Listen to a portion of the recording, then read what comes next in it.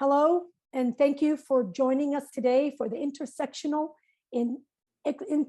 Solidarity in Animation, Telling BIPOC Stories Together panel, which is hosted by MPAC's Hollywood Bureau and Black Women Animate. I'm Sue Beatty, and I'm the director of MPAC's Hollywood Bureau.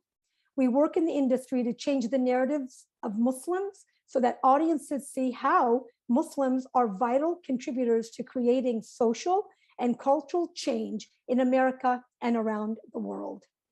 Black Women Animate is an animation house that creates and produces programming for broadcast, cable, streaming platforms, and live events. As a Black-owned studio, Black Women Animate build equity in animation, in the animation industry by consciously hiring Black women, women of color, and non-binary people of color. We will be hearing more about the incredible work of Black Women Animate shortly. On behalf of MPAC and Black Women Animate, I'd like to extend our gratitude to our friends at Sundance who helped make this panel a reality today. Thank you to Mary Sadeghi, Melinda Garcia, Divya Kohli, and Sydney Ritter. I promise you that today's panel and conversation is going to be rich and inspiring because animation is the future and intersectional storytelling is how authentic narratives happen. Today's panel is also going to be a dose of reality about how much work we have to do as underrepresented communities who really want to see narrative and cultural change happen. While panels at industry events like the Sundance Film Festival are great in giving exposure to creatives who are doing the heavy lifting and to organizations that are trying to help move the needle, real change is going to happen when institutions and decision makers walk the talk. In addition to supporting the work of highly talented creatives through labs and fellowships, when we talk about authentic representation for the BIPOC community, we expect that to be extended to authentic programming across the industry. We have organized a panel of industry professionals who between them have years of expertise in producing, storytelling, and advocacy. I'm so excited on behalf of MPAC and Black Women Animate to introduce our moderator today, Rukayat Giwa, who's an agent at the Creative Artists Agency, the top agency in the world, CAA. With that, take it away, Rukayat. Thank you, Sue. I'm so excited to be here today and to join the panelists as we discuss what you mentioned and to really get into this conversation with everyone. So first, I'm going to introduce Taylor K. Shaw. Taylor is a 2021 Forbes 30 Under 30 Hollywood and Entertainment List honoree and a 2021 Shadow and Act Rising Executive winner. As the youngest CEO in the animation industry, she founded BWA Studios, the first and only animation studio designed to change the world of animation by consciously hiring Black women and animators of color. As a creator and writer, she's committed to creating liberating narratives that allow Black women to discover more of who they are. Hey, Taylor. Next, I'm going to introduce Priya Desai. Priya is the executive producer of commercial projects at BWA Studios. She has a long history in animated content for kids and family, as well as in documentary filmmaking and writing. Her passions are finding new talent, supporting their growth, and telling nuanced stories that we can all relate to. Hey, Priya. And last, but certainly not least, I'm going to introduce Fatima Abdullah. Fatima is an animation and VFX producer who has spearheaded original and commercial production for Sesame Street, PBS Kids, and 9 Story Media. As an Atlanta native, she currently sits on the boards of the Atlanta Film Festival, ASIFA South, advocating for animators of all ages and backgrounds. Hey, Fatima. So thank you all panelists, but also all you out there on the Zoom for joining us today. I'm excited to be in this conversation with you all about intersectional solidarity in animation and how we can come together to tell stories from all people from historically marginalized and racial and ethnic groups. In setting the stage for this conversation, I want the audience to know that we will be centering these questions around the notions of intent versus impact, and that yes, progress has been made, but we still have so far to go.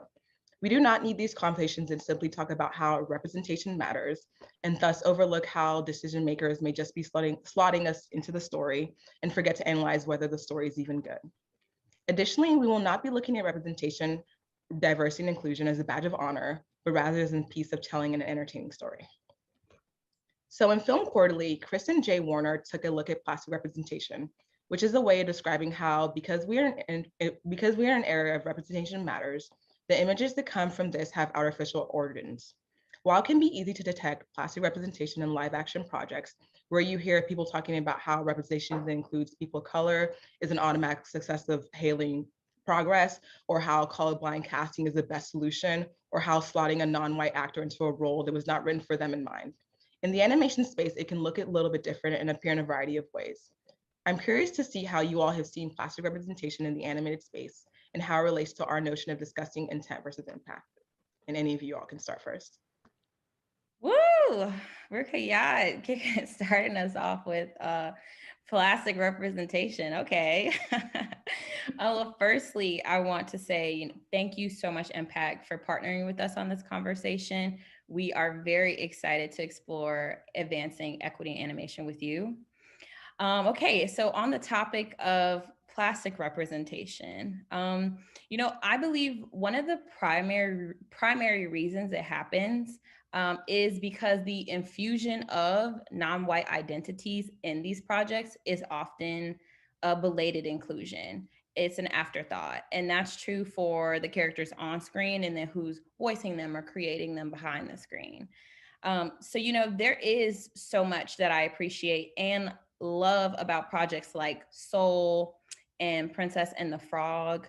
Honestly, they have moved me to tears. They made me believe in myself and my purpose, my place in the animation industry. That is all very true. And it's also true that there were blind spots in the production process on those projects that did lead to genuine oversight of key themes, key story themes, and production practices in animation that do further systemic racial issues. So this is all really coming from the history of animation, which I would love to pass it over to Priya and Fatima to just even maybe talk more about that, because the history, what we're coming from, is a place of caricatures, of just really damaging racial stereotypes. And so we're coming from that. And so, now the bar is pretty low because we actually have not addressed that. We have not set, and I mean, I think this is something that our country needs to do, but truth and reconciliation is just something that it has not happened for us as a country. So of course it's not happening in the animation industry, and plastic representation, I think, in animation is a result of that. I agree with you, Taylor, 100%. Priya, feel free to jump in. But when you think about the history of animation, it's very closely tied to live action, right? It comes from the apparatus being designed for white bodies, white skin, and animation is modeled on some of the same practices.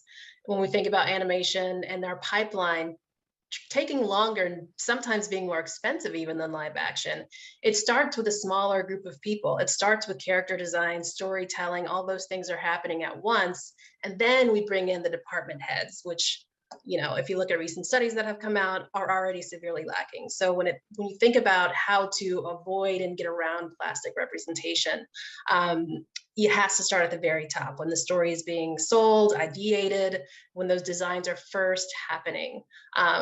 For me personally, one of the ways I see this showing up in animation, of course, I grew up loving cartoons, despite its pitfalls, is the animalistic representation of our stories. More often than not, we're represented as animals, right? When we think about Princess and the Frog, again, Taylor, I was in there tears with you. She's on screen, Princess Tiana, 40 minutes. When I was looking it up just to get my head around it, 23 of those minutes are her as a frog. When we think about, stories we love, The Lion King, again, beautiful representation of our culture. It's all animals, it's a cast of animals, right? So that's kind of the difference we're thinking about when it's animation and live action. I think one of the things that plastic representation can be harmful for our culture and our stories. I wanted to throw in there the idea of, characters and representation perhaps not being seen and only being heard, or not being heard and being seen. And, this issue of who voices stuff that we see in my community, in the South Asian American community. One of the oldest, examples of this was Apu in The Simpsons. And it's a fraught example because, just like you guys say, Princess Tiana brought you guys to tears. Like, Princess Tiana brought me and my daughters to tears too. We cherish that story for a lot of reasons. And Apu is fraught because I remember the time that he came out. He was actually one of the, he was a character of honor on that show. He had humanity. Everybody was just so happy to see him there. And that argument of we're just so happy we have the one thing. I think as a collective, we can think about how to get our industry past that. I think we can do better than, thank God I have one thing, because we know our stories are more nuanced than that. And ultimately it's on us to tell those nuanced stories. So I bring that up to say that we're Americans too. We're moved by these stories too. We can be both happy about the fact that they exist and question the manner in which they exist and make them better. And I love that you brought up Apu, because I think The Simpsons, obviously like a very long running animated show, but you even see that these days with Big Mouth, Central Park, Family Guy, where it's just like still to this day, even though they course corrected after everything that's been going on the past 2 years, you still see to this day, like, it does not matter if you see someone of color on the screen, if someone behind it in the booth is not voicing them. Like, that to us is just like very hollow. So I appreciate you bringing that aspect up. But then also in talking about plastic representation and how representation in the anime space can increase and always go further, it reminds me of conversations that I have with people where I explain, like, yes, I'm definitely looking for more color in front and after the camera, behind the camera, but then they take a step back where I'm like, but we should also be talking about colorism and body diversity, because yes, sure, I want more Asians, sure, I want more Black people, sure, I want more Indigenous people, whatever it may be. But if I'm only seeing like people from all the fair-skinned communities, if I'm only seeing the light-skinned Black people and light-skinned Asian people, if I'm only seeing white people of Latinx descent, that to me is truly not representation. Or if I'm only seeing the skinny people or people without disabilities, like, how is that truly true representation when it's like we have to be looking at everyone within our communities and making sure that they're included too. But I think those kind of things are very one step further for white people or one step further for more able-bodied people. But then you see things like Ursula in The Little Mermaid, where she's more darker skin or whatever race she may be, but she's also fat, and you see that in villains. I know obviously we can scream to the top of our lungs about how this can be changed, but what role do white people play in all this? Okay, yeah. I love it. I love it. Well, we could talk about this for hours. But I think, in the work of representation and addressing the cultural layers like colorism, and then the layers of physical ability and beauty standards, all people grapple with that. To address a question around what white people can do, what white people should do, what is their job. I think in the immediate, it's intentionally hiring and or working with more darker skinned folks, disabled folks, body diverse folks. Why? Because Eurocentric beauty standards are perpetuated in animation. Why is that? Well, we're all actually victims of those standards. So, that's the short term in my thinking. Two, though, for the long terms and starting now, white people should begin to question what they see as normal and beautiful. And this is really everybody's work too. At BWA, we are hyper aware of colorism on our teams and in our content. I recognize that I like to think I'm brown skinned, but I am maybe on the lighter side. And so I recognize that as the founder and CEO of the company. So as I look at, okay, what kind of content are we making? We need to be centering dark skinned girls and women. So we have a kids show that does just that. I have a live action show that has 4 girlfriend lead characters. One's brown skin, one's dark skin. I mean, there's so much more that can be done on that front. But really in this conversation, I'm hoping what comes out of this panel is us coming together as non-white folks and asking, how are we together erasing this idea that lighter skin is more beautiful, that is more worthy of the screen? It's not true. And I think together as community, as non-white folks, is something that we can work to change together. So well said. Looking at those standards, I love to think about the heroic body too. You know, what makes a heroic leader when you're thinking about an animated story? One easy story device that we've leaned on for way too long, right, is lighter color irises. You can see the window and the soul. They're more expressive for animators to use. It's way easier for a designer to have lighter, paler skin so we can show that blushing. We can see without saying it, right? So I think I challenge our artists too, how, and you know, the people who are commissioning the artist, how are we pushing ourselves in design as we're having conversations? What are those new storytelling devices that haven't been explored? You know, I have the privilege of working with such amazingly talented people, but we're also still working in these constrained, get it to the screen now timelines. It's going to take work to dismantle these beauty standards and the heroic standards that have been set up. So I really think that it's about allowing the time to think about these and explore every facet of production to break down those beauty standards, you know? Yeah. I'm just gonna, I'll piggyback to say that, and we're all kind of saying the same thing, but hire us, Yes. put us in those rooms where we can challenge about iris color, where we can think about skin color. I mean, I'm hired as a cultural consultant on a lot of animation projects for kids that end up on all the big streamers and broadcasters we all put our children in front of. Yeah. And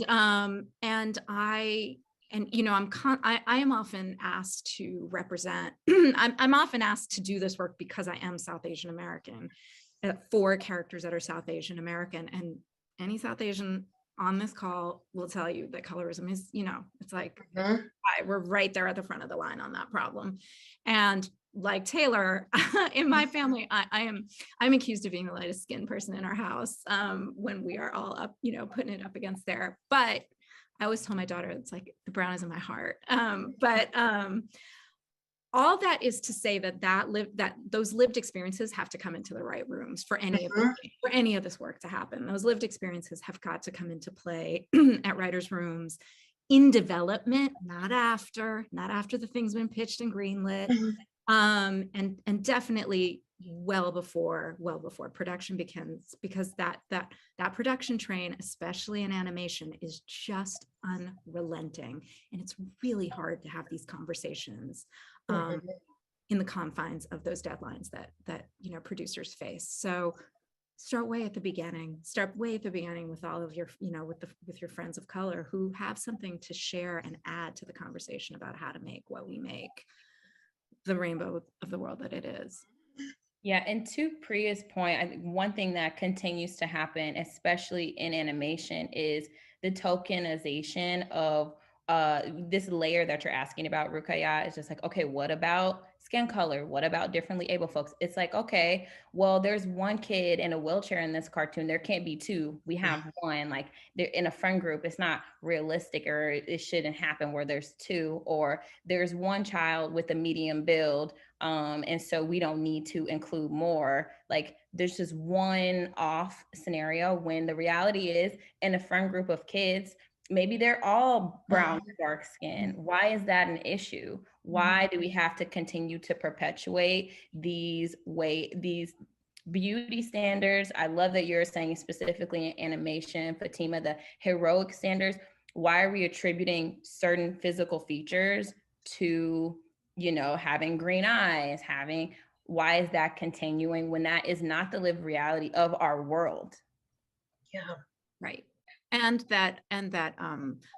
My call before this call was with the streamer about something in development, and we were making the case that there should be 2 brown families in it, not just the main protagonist, but the second one.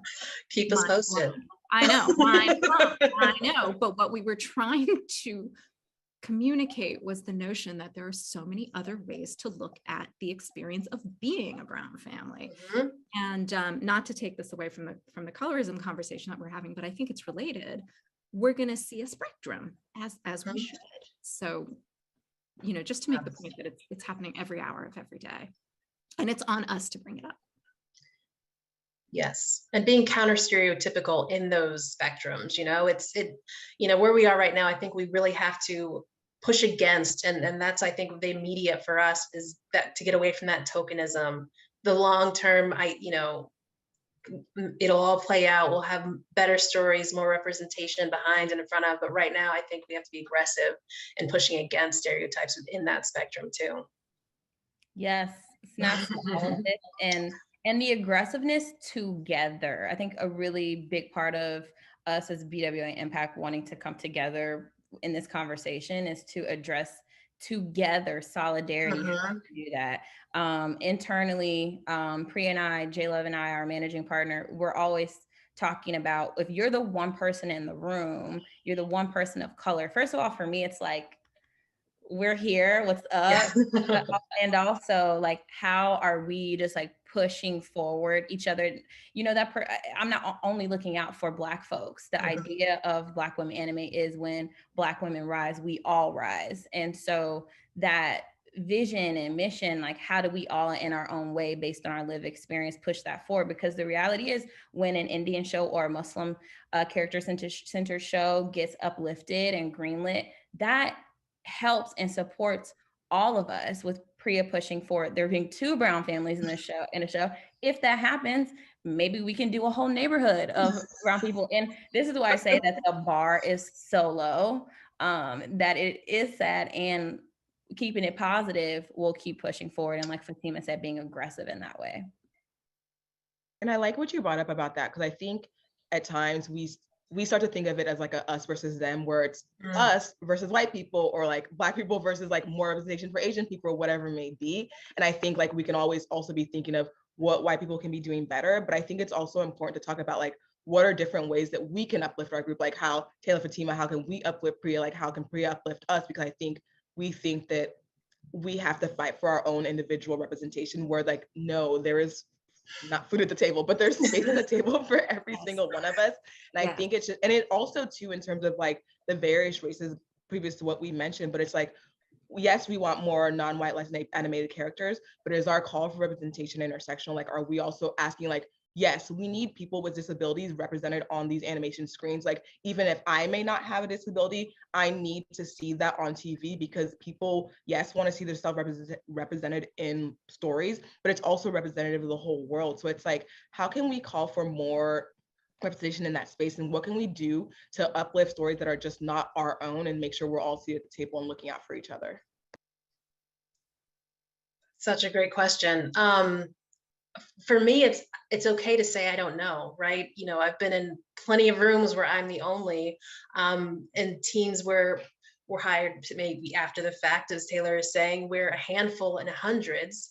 And so you are called upon to answer fast questions on the day-to-day, and saying, I don't know, let's reach out. I don't know, let's, get some help on this, I think is part of the solution. And having these conversations helps us uncover our own intersectionalities, right? Even within ourselves. So it brings to that broader spectrum how we are individuals. We're all individuals and have different lived experiences. But being okay and safe to say, I don't know, and ask who you think does, and uncover. Yeah, that is correct. And then also, as we're talking about the various forms of representation that can be presented, I hope that obviously creators of all races take as much care in finding the voice actors, similar to what Priya mentioned with Apu, or the various things about the current shows that are still going on today that may not be reflective of the characters that are on screen, that mirror their characters' lived experiences. So it's like, yes, I love seeing the characters on screen, but I also want to hear someone that looks like them. And so what are some ways that we can ensure that, whether it be creators, studio heads, network heads, etc., are not just checking a box saying that like, okay, we have a character on screen that may not be white, but has a little bit of tint to them on the screen, and actually make meaningful changes? And also, how can we hold them accountable? I think obviously there's Twitter, there's all these various things. I think you don't want to like be too nitpicky about things, but I think there's ways in which we can fight back and say, yo, all these Black people in the show are lighter than who knows what. And yes, that is representative of the world, but it's not representative of, we know that you're just doing that because that's what you see is beautiful, or that's what you see is just, and what you see is right. So how can we hold people accountable and make sure like, yes, they're not just checking a box, but then continuing to do those things? Yeah, really what comes to mind for me is us banding together.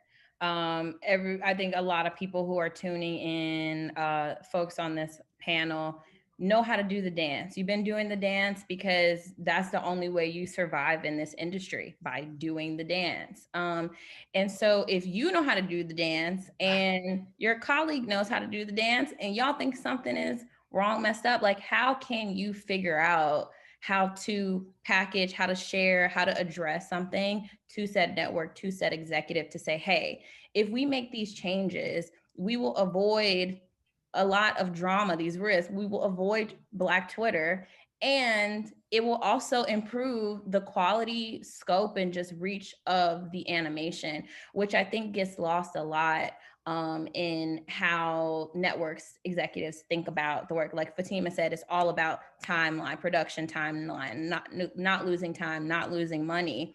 At the beginning, let's be supremely thoughtful, but the stuff does come up. These questions do come up. And so as they do, how do we as folks of color, non-white folks at said network, working with said executive, how do we band together and do our best to be a bit aggressive and push up against that door to see the kind of representation that we want to see. And I think I'm opening a pretty big can of worms that is a conversation, many conversations, and many shared anecdotes of stories of how we've all done this in different ways.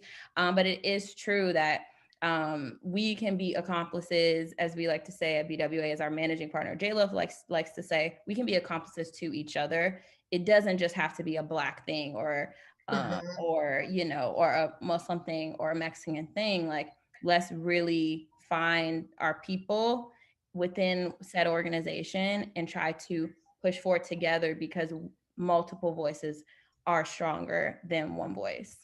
That's right. I'm gonna jump in and just talk about a little bit just the experience of being associated with Black Women Animate.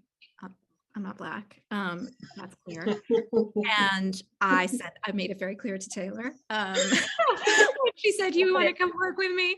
And, you know, but she explained to me the ethos of Accomplice, like, and I'm so sad J-Love isn't here to be able to talk about it herself, because she really speaks to it so poignantly, that, you know, this is an intra-community problem, or this is an intra-community challenge. I mean, it's a challenge to solve. And the idea is that any one of us at any moment in our time, in our professional time, in our careers, will have seats at some table.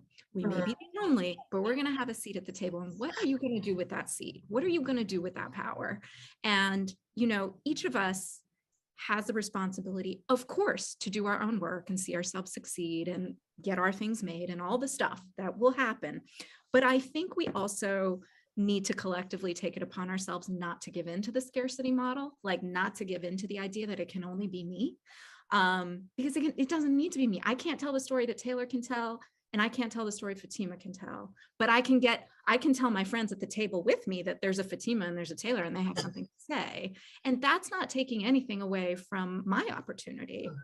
So when I hear of collective action, like that's what I think of. When I think of my seat at the table and my relative privilege over Black, you know, over the condition of Black women in our professional community, that's what I would do with that opportunity.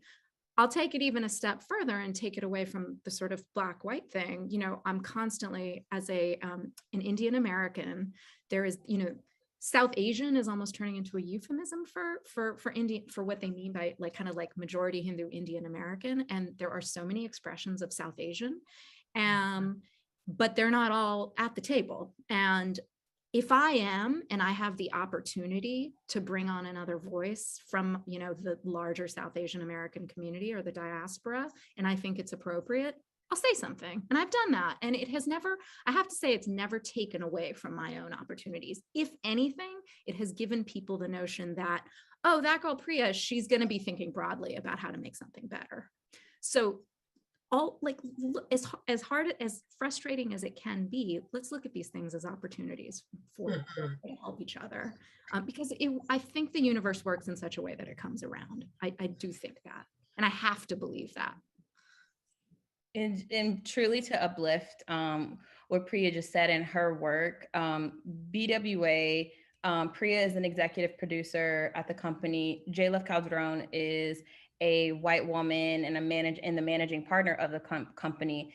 And BWA came from me as a young Black woman being like, oh, I'm going to make a show, and not being able to find one Black female animator. I knew nothing about animation. I can barely draw. But I had this vision that, hey, if I have a show, why would Black women not be able to animate it?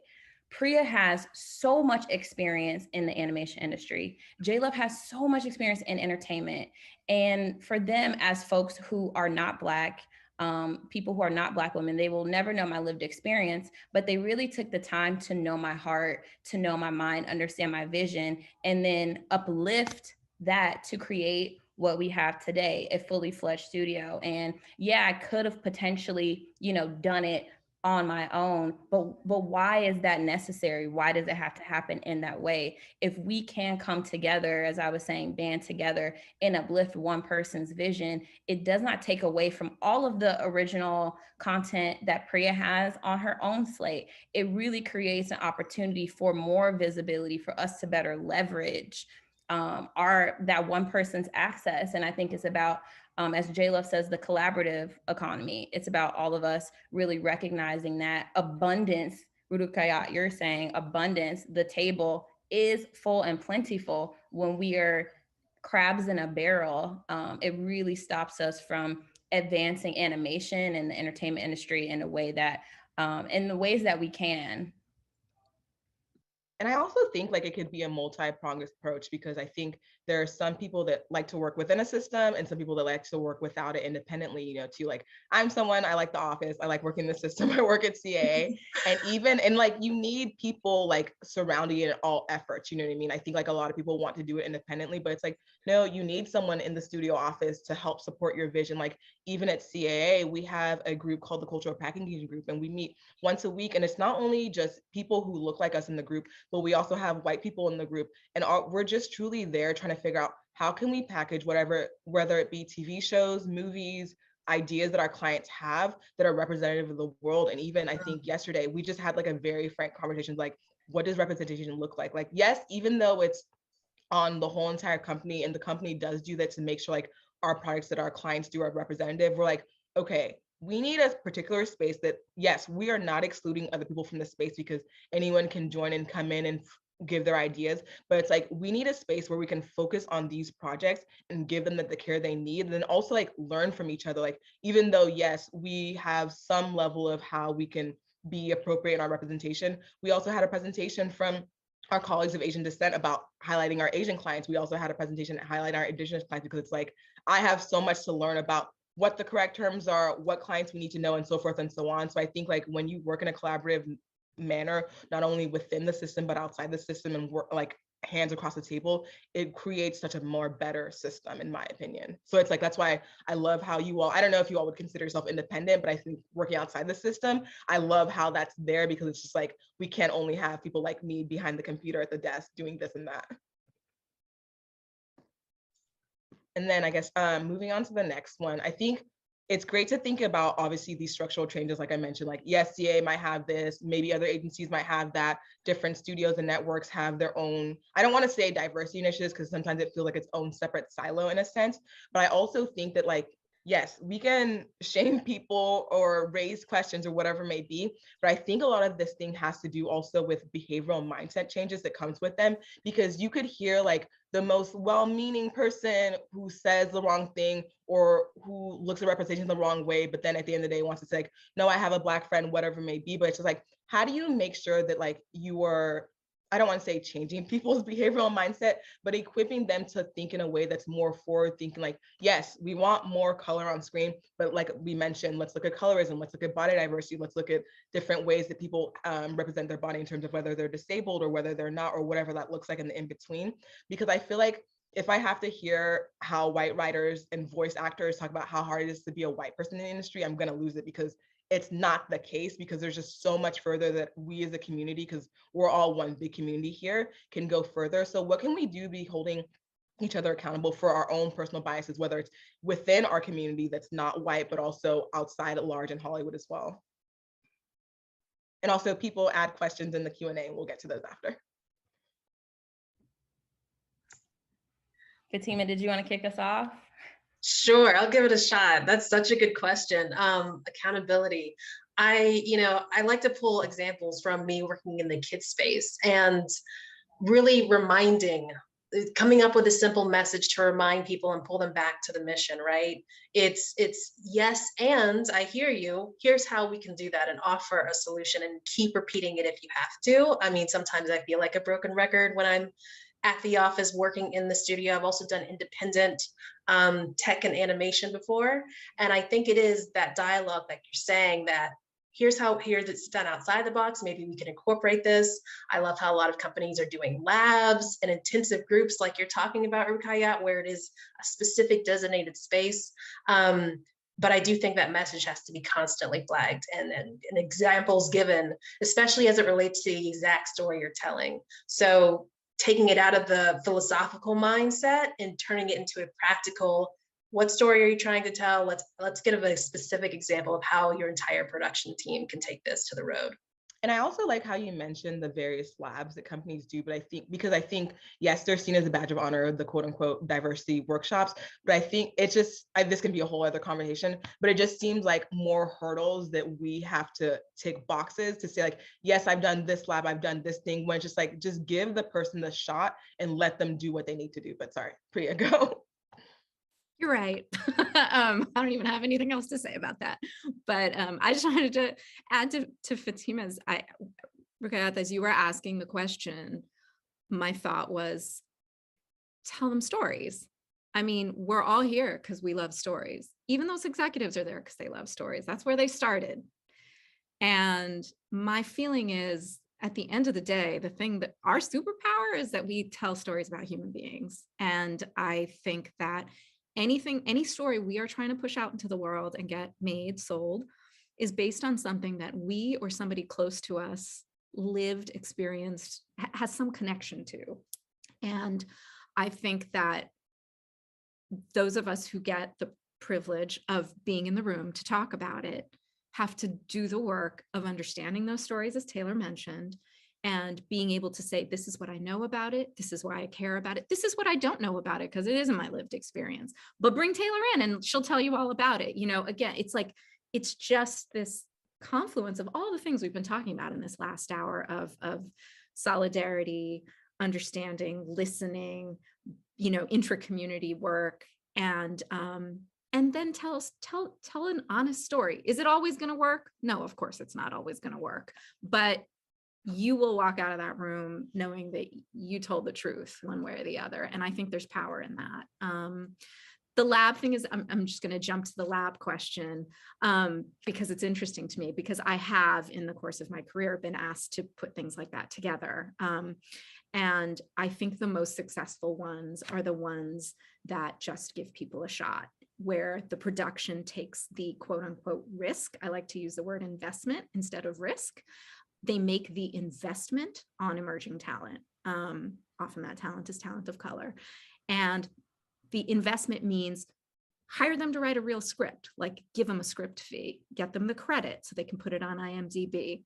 You might have to edit it 5 times instead of 3, but build it into your production model that X number of scripts are going to get written that way, and then set it up so that it works. I know this works because I've done it. So there are ways that you can let people into the room and give them agency to do more than just observe, but actually to contribute. And starting careers off on that foot is what builds the confidence to then go out there and tell your own story.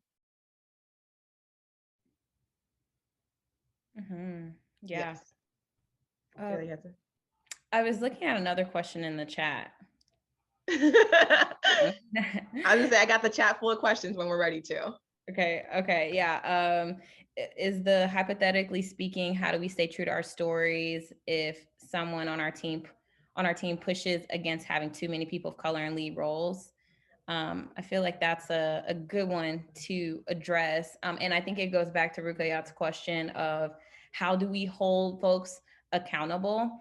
And with this question, I think just pairing those questions together, self-awareness is key. Self-awareness for people in entertainment, specifically as we talk about animation and how far behind it is, how much it needs to advance.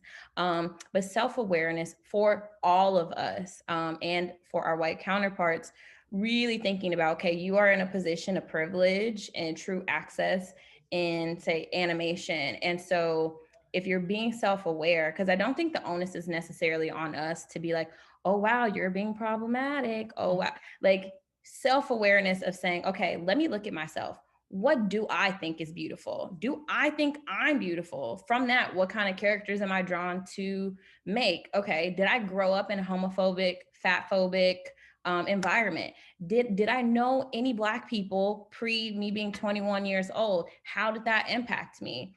Because then when we ask ourselves this question of how do we stay true to our stories if someone on our team pushes about having too many people of color, did you actually take the time to get to know those people and look at them as three-dimensional humans instead of just saying this is a Black person? Because who did that Black person train under?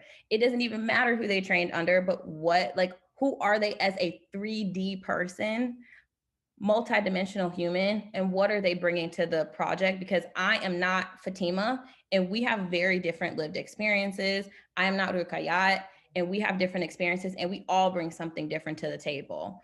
And so I think when you're posed with that question of, oh, there's too many people of color, is like, these are all individual humans who have different experiences and have different skills, gifts, and talents that they bring to said project. And that's why they're there. They're not here to just check a box. And that framing is the issue. So if you are going to help people be more accountable, say, hey, I just invite you to look at how you're framing this. And then maybe you want to ask yourself more, become more self-aware of why you think it's an issue that there's three, I'm sure it's no more than three Black people or Muslim folks like on this project. And even with that, I'm always reminded of, from Lori's question, thank you, Lori, something that my friend Noni would always tell me in terms of like the law of averages.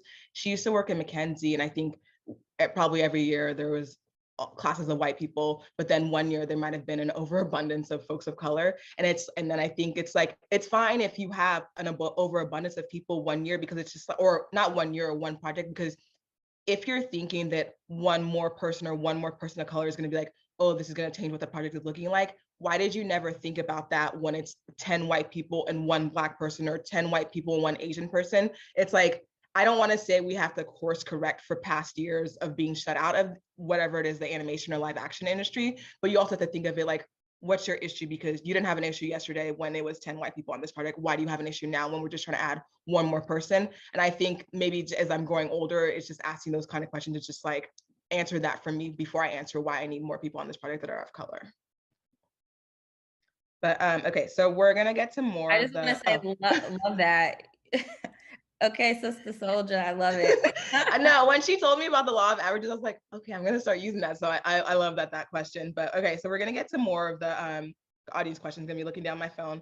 Next one is for Ali Abbas. Do you usually have educational material ready to go for mixed crews where you might have to spend a good deal of time and money to help non-POC unlearn techniques around physical or cultural representation? Fatima, I feel like you're just in the trenches, girl. You get to I think the data is out there, and I think we should also put the two studies that we were looking at in this panel in the chat if we can. And that's kind of part of the lab conversation, I feel like. So those educational touch points are there, they're ready. It does add a little bit to your day, right? It adds those extra hours onto getting it done. So I do think it's the responsibility of the studio, the company, to try to incorporate those extra rounds Priya's talking about. When an average of 3 rounds to get something through, and you're trying to educate your team on those daily challenges, just anticipate 5 or 6.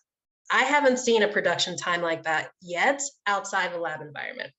So I think that's how we kind of keep that education going on down the line, because it doesn't stop at the top. It has to go down to people who are making the decisions for the production every day. I can just add one lived experience to this. Yeah.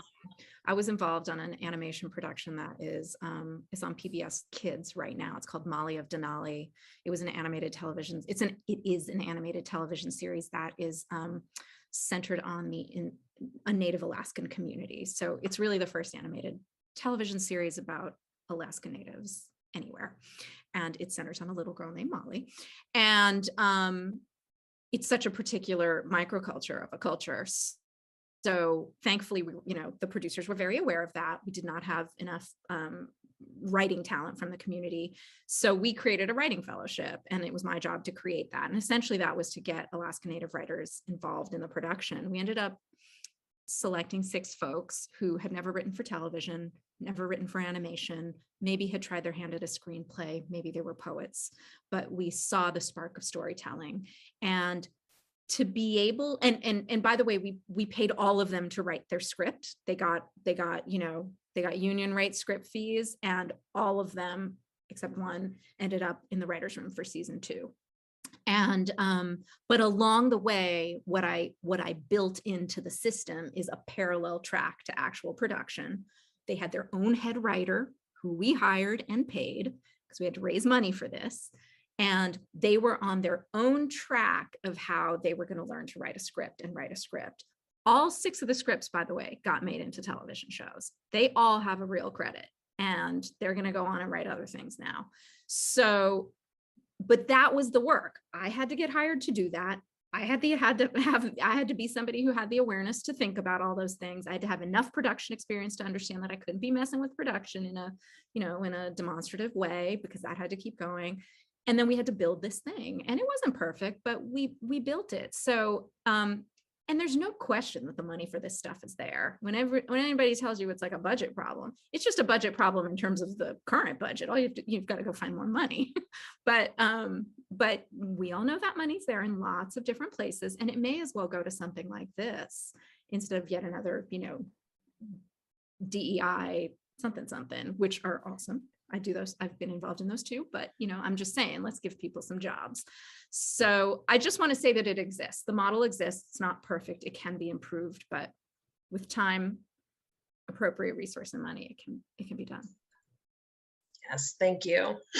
And Priya, I think the next question might be related to you, or how does someone become a cultural consultant on animation projects? Also, I'm going to drop a link to a program that CA does through the foundation group that's called Full Story Initiative, that's designed to generate more authentic stories, and it has programming and materials there for people to check out. But Priya. Yeah, that's a great program. How do you become you get old? You work in this thing for a long time, and my trajectory was that I worked at WGBH here in Boston, where I live, for a long time. I produced and directed a lot of animated TV shows and worked in all parts of kid shows, and then I left there to go work independently, which is how I met Taylor. But it's essentially a side hustle. I mean, I think I've put myself out there as somebody who cares really deeply about this work in the animation community and in the kids content community. And my network knows that about me. And so, folks have started calling about this kind of work specifically. So it could be a production that has a South Asian character in it, and they want a little more specificity around how to characterize that character. It could be that they're in pre-production, but they're thinking about their equity goals for the production way from the start, and I'm on a committee. It plays out in a lot of different ways, but I have to say that I just, in going independent, and this gets to Ruqayyat, what you were saying about, some of us need to be in the office and some of us need to be outside the office. In going independent, I made the decision to wear this passion on my sleeve and put it out there as something I do and offer our community. Yeah, and with that, you manifested all of the work that you're doing now. And I think that's really important for all of us as creatives in community together, is to let our people know what it is that we want to do, and to find ways that we can support our people. And from there, I think more can be possible. Thank you. And then the next question is from Adana Ebo. What is the most effective way to push networks and studios to hire a POC showrunner for an animated show, especially because people rely so heavily on experience, and realistically, POC and animation haven't been given as much opportunity in order to have that required experience? My first thought is to shame them, but I know it's very hard to do. You all can answer, but it's, even for me on the agency side, it is very hard to do. It's very demoralizing, but you all feel free to answer.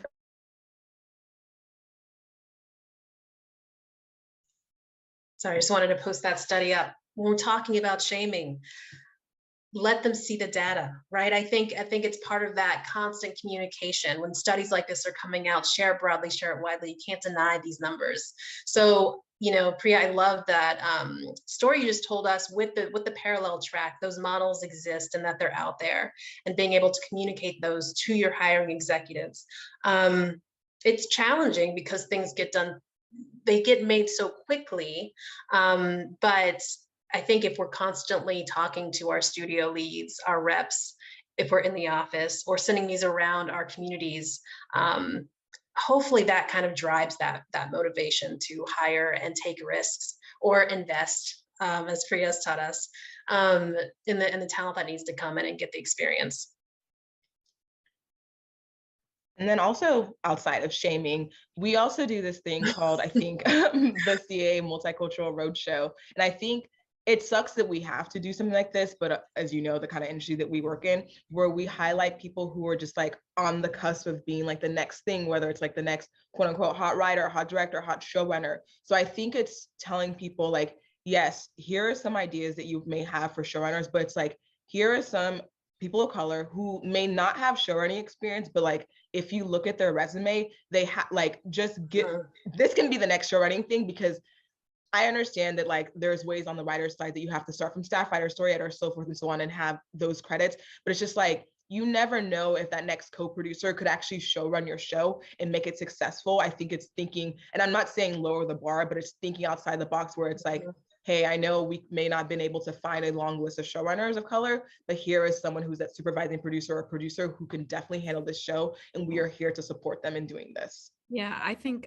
those of us who have built our communities intentionally that way, to know those folks, we know who can do it. And I think, again, it's on each other to push for it. I think we've all probably been in situations where we've done it in the past, where I've said, it may not be on her resume, but I know she can, you got to stand up for people and get them in the room. So yeah, for sure. Yeah, and I think it's also worth offering the suggestion of what we do at BWA. We hire a ton of emerging talent, and we pair them with our AD. We pair them with veteran folks who can uplift them and help them do the work. And so I think it's worth making that recommendation, like, hey, can we just hire a mentor for them, at least get them some type of like training that makes you feel good about it, either while they're on set, or while they're in the writer's room for a showrunner, or, what can we do to give this person a little extra support? Because I deeply believe and advocate for this person, and I know that they can do it. So with just this little bit of support, I think it'll take them over the edge. And I just want to say that this is also hard because we know many a white guy who had no idea what he was doing, got the job, and was very successful. And so can that just change? I just want to put that out there. Oh, that is real. And then our next question is from Aisha Hussein. I would love to ask if the panelists have experience in being considered / assumed to be the diversity hire, and how they navigate those conversations. Understanding that people considered white don't have the stigma of being considered homogeneity hires. Some of us are pushing through in spaces where others have not been pushing. Would love some insight on how to keep pushing. So it's 2 questions? Yes, so it's just like how your experience, if you may have had it, in terms of being a diversity hire, and how do you navigate those conversations? BWA, our studio, you know what you're gonna get: Black women animating. So why do people come to us? Because they want Black women animating. Some people genuinely want to create stories and tell stories with us. Some people want to be able to say our huge company that's doing all the things wrong is hiring Black women to animate something.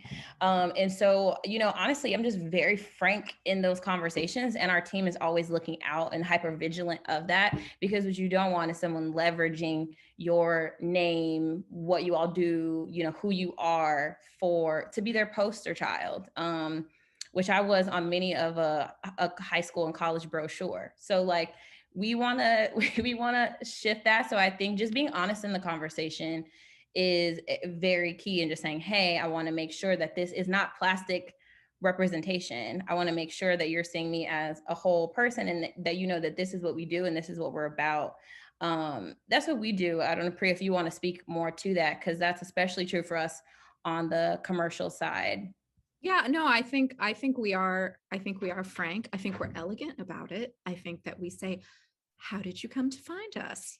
Why do you want to work with us? There's so many amazing animation studios. I mean, we're elegant about it, but I think it's just part of the ethos of BWA that we want to work from the truth with all of our partners. And we're not naive about the work that comes our way. I think we understand exactly what's going on, but I think we can turn them into opportunities. We turn them into opportunities because we're that good. So not to sound crazy, but we're pretty good. I'm trying to think of my own kind of like lived experience. Funny enough, like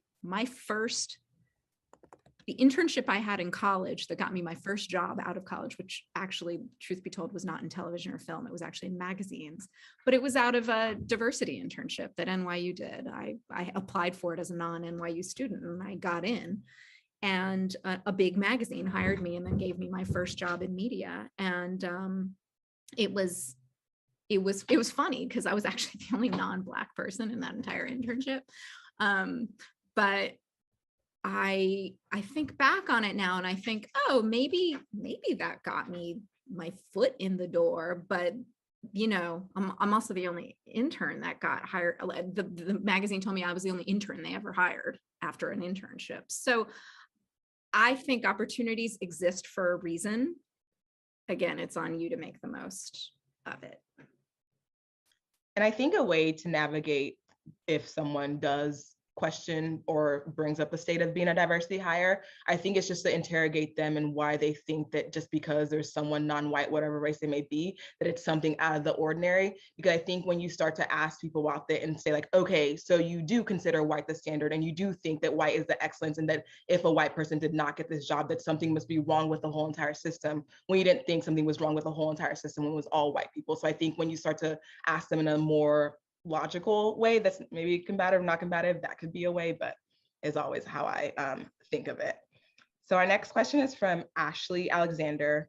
Where is the boundary, or is there a boundary when the intent is specific representation of one group, but the pressure to not be deemed exclusive puts the initial group to the side in the intended conversation to instead prioritize the comfortability of the guest viewers to the conversation?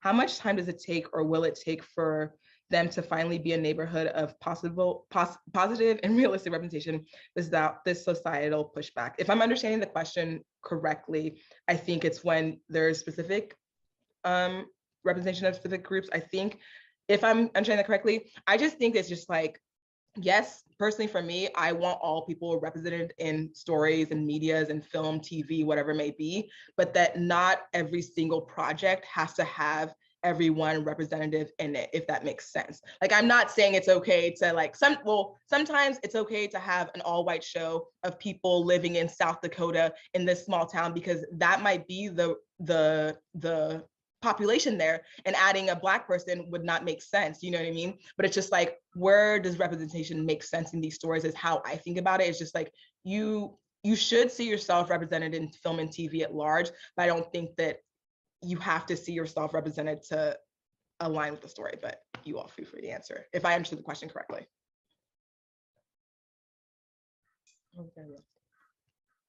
Yeah, I agree. I think it goes back to our conversation about telling stories from truth, right? We've all heard, tell the story you know, tell the story that's in your heart.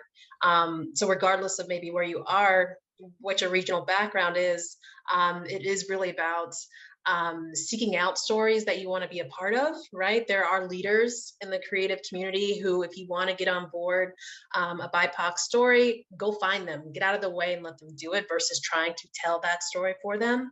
But if I'm understanding correctly, yeah, it is. I agree with you, Rukayat. It's not never necessarily every story has to be representative of every single angle. Can it be, truthfully? But what stories can be, and make sure they're being told by the right people. Mm-hmm. And I would only add that you go back to kind of storytelling 101, like when developing something, whether it's animation or live action or anything else, we're just trying to tell a great story. And every element of that story has to be there for a reason.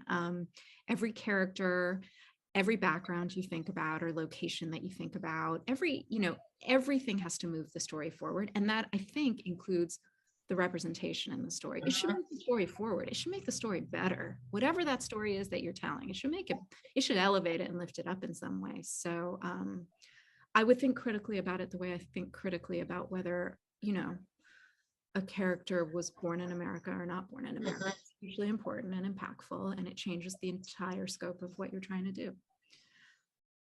Yeah. And then the next question, more positive and light, from Mia. Are there any current productions the panelists can talk about that they think are really hitting the various topics they're talking about in terms of representation and equity?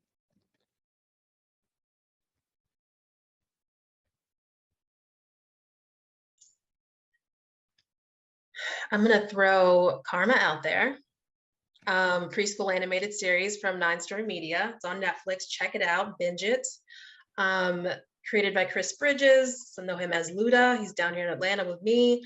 I think that story, in a way, is doing everything I love about animation. It's pressing forward on the pipelines, pressing forward on colorism and high-end animation. I know there are things in the pipeline we can't quite talk about yet, but that's the one that comes to mind for me. I already mentioned Molly of Denali, but I would also put Alma's Way out there. I think there was some very intentional work done on Alma's Way, which is for all of you Sesame Street fans, Maria, Sonia Manzano. It's her brainchild, and it's a lovely animated series set in her own community and neighborhood in New York. And oh, sorry, Taylor. I was just going to say, I really appreciate you all offering those examples in the children's space, because I think in the children's space it's being done more and a lot more intentionally. I really want to see us push more in the adult space for more content in adult animation that is either created by or centering Black folks or folks of color. There have been a few, I think, like there was an anime show that hit Netflix, but there's more to do. And so I just hope that a lot of people that are tuning in have ideas that they're pursuing and looking to pitch and collaborate with other folks on. I know we at BWA have quite a bit of IP that we on kids and on the adult side that we want to see out there. So I find a lot of my inspiration from the creatives that I know that are making stuff, because unfortunately I think there's only like a few things that we can pick from. And to your point, Rukayat, about okay, if we're talking about girls, maybe one of the characters didn't need to be Black. Well, I really don't care. They can do what else. That's Lena's girls have it. I just want to see, a show that has a cast of Indian girls, of Mexican girls, of that's what I want to see. And so that's what I hope we see more of, just more green lights, because I'm inspired by this diverse content that is in the works. And see them embraced as American stories. I think that's my thing. Like, see them embraced for the American stories that they are. It is the beauty of where we live. I know it also makes it complicated, but it is the absolute gorgeous beauty of where they live, that you can go home and have a cultural life, and you can be outside and bring that cultural life with you, and also be a living, breathing, voting American. It's what makes us who we are. It sounds really cheesy, but it's really true. And the older I get, the more I believe it. Yes. Okay. So next question from Nadia. What do you look for from producer partners / distribution platforms when the execs are white, but we're looking for cultural understanding and nuance around our stories? What to look for in the right partners, essentially, who are not POC when developing POC stories? You know, I don't think that everybody's going to get it, but I think the trying and the care is something that I look for. I, as a creative and as somebody that has a studio, I think we as a team are not afraid to say no. And now we have this wonderful thing that is the internet, and you can make your stuff and just post it on the internet. And so I think for us as creatives too, you know, it's great to be on linear. It is great to be on streaming platforms and networks. And you also can, if they don't get it, you can cultivate your own audience, make your stuff, do that. And then when they do get it, the price is higher. So, you know, I think seeing who will try, because the reality is that most executives and most networks are mostly white. But who's going to try? Who's going to give you the space? Who's hiring like a Priya as a cultural consultant to support on your project and allow it to be what you envision? Of course, everything's a collaboration. But I think just a key part of the story for you is like not being afraid to say no, not being afraid to wait for the right time, because every partner is not going, every person that says they want to partner with you is not going to be right. And I think that's okay. So yeah, I'm curious to hear what you ladies think. But I'm very into putting your head down, doing the work and playing the long game, because I would much rather do that than compromise on, you know, the content and what my dream of what it can do for representation. I agree. You said it well. Okay, so the next one is beyond the argument for or the second to last Q&A question. Beyond the argument for on-screen representation to reflect the world we're in, do you ever find yourself also making the business argument about the money being left on the table when you only cater to white audiences, e.g. the Blacklist and McKinsey study showing 10 billion box office dollars being missed out by not having more Black-led projects? Yeah, I was trying not to go there and make this a money conversation, but the audiences that are opened up when we tell intersectional stories and are really pushing haven't been even tapped yet and uncovered. There's such potential. And when you tell richer stories, and especially with our young kids, talking about the preschool audience that evolves every single year, they're growing up in an environment in the real world, and that's what they're going to look for. You know, that long game, you're playing for them. We have to learn how to tell their stories and tell them with them. So yes, I think there is money left on this table, the future table. If it doesn't make dollars, it doesn't make sense, right? That's what our executives tell us, but that's, you know, maybe sometimes the language you have to use. And then we have one for De'Ara. About what I said about use representation where it makes sense, I'd be interested to hear the panel's thoughts around the Black Ariel, the mermaid story debate, and how people were complaining because of her assumed cultural background. I think this is relevant for animation. So what advice would you give to navigate all the criticism as we are making more and more remakes?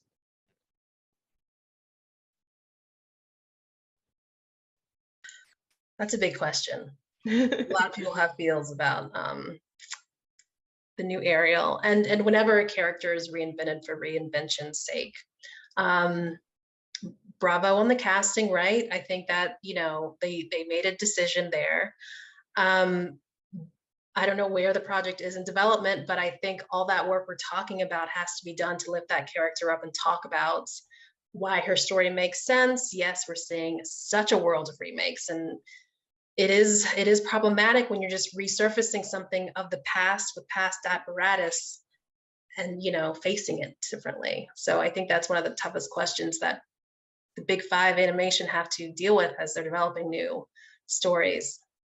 And I think also too, in terms of that, I think it might be live action, but it's just like making sure they're not just slotting a Black Ariel and maybe changing some of the storylines. I think even, was it Peter Dinklage? I forgot the actor's name yesterday about Snow White and the remake of that and what that looks like for representations. Like, yes, you can have progress by having a Latina as Snow White, but it's like, what are you gonna do about the Seven Dwarfs, or what's the title gonna be, or what does that look like? So I think when you're reimagining things and making them more current, making sure that it makes sense and everything around it too as well. Yeah, the universe has to change because that universe was very it was made for like with a white lens. So when you make these adjustments, Peter Dinklage, I'm so happy that he spoke out around his representation of people that share his same lived experience as well, because the whole universe, the whole story has to change to be more progressive, to be less problematic, to encompass the fullness of, in this case, Ariel, her as a three-dimensional human, as a Black girl with dreads. And so, it's not easy to do. I mean, maybe they should greenlight more stories that are new. So yeah, it's a really great question. I think we could keep talking about. Yeah. And then does BWA have any planned workshops, classes, or meetups? Oh, I would love to be in person. We would all love to be in person. We did have a big annual event, our boot camp, and we started doing a Black and Animation Award show. And so our hope is for 2023 that we can be in person again. But please, you can follow us on socials at BWA Studios _, and we do update anything that we're doing there. But thanks for asking. And yeah, we do want to be more in community. So hopefully we can all be doing this panel or something similar to it next year at Sundance together. Perfect. And I know we covered a lot of stuff and it's only the tip of the iceberg, but before we close out, just wanted to see if there was anything that you all did not get a chance to say on this topic. I know, very heavy question, but as we wrap up with everything.